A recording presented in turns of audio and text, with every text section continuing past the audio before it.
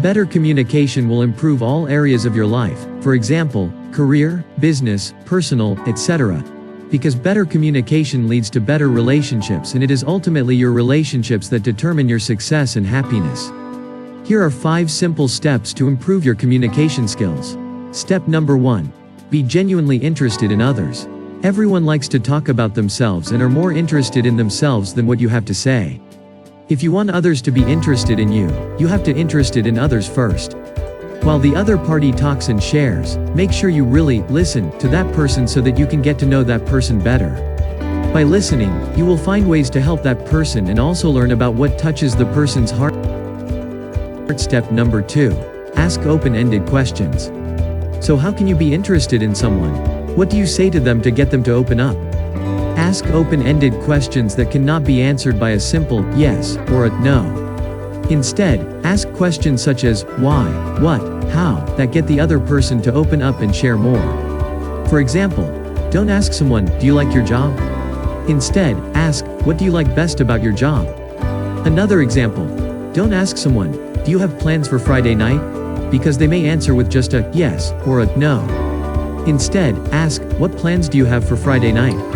Even if they do not have plans, they cannot reply with a simple one-word answer. Step number 3. Use FORM as a guideline. If you have trouble thinking of what to ask a person, use this acronym to remind you of things that the other person may be interested to talk about. F. Family. O. Occupation. R. Recreation. M. Money. Remember to follow step number 2 and ask open-ended questions. For example, don't ask, is your baby doing okay? Instead, ask, your baby must be growing fast. What new things is he learning? Step number 4. Spicing up the conversation. If you just keep asking question after question, the conversation will become awkward very quickly. This becomes like an interrogation where you just fire off questions continuously. No matter how interested you are in the other person, if you just ask simple questions one after another, sooner or later, the person will get very tired and bored. So here is how you add value to the conversation. After the other person speaks, you can share something about yourself. The key to this is to keep it short, 2 to 3 sentences, and end with another question directed towards the prospect. For example, if the other person says he likes to watch basketball, do not follow immediately with, do you play basketball? Instead you can say, I love watching basketball too, and recently I have been following almost all of Jeremy Lin's games with the New York Knicks. Besides from watching, do you play basketball as well?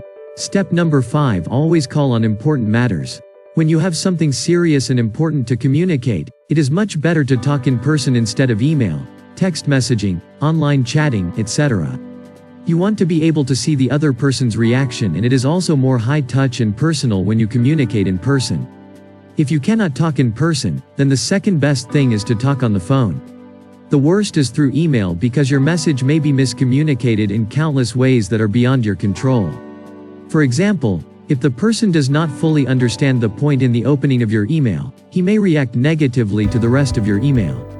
You have no control of how he will react since you cannot go back and explain the first point before proceeding. You also cannot see if the person is angry or happy with what you wrote.